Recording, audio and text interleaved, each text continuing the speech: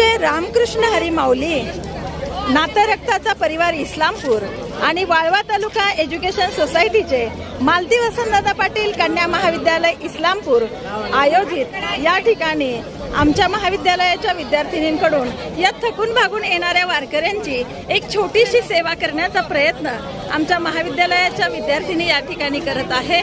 आणि खरंच या विद्यार्थिनींचं सुद्धा कौतुक करावं आणि पायी चालत येणारा हा लाखोंचा जनसमुदाय जसा काही या पंढरपुरी तीरावरती भक्तीचा सागर महासागर लोटलेला आहे याची जाणीव या ठिकाणी होताना दिसते।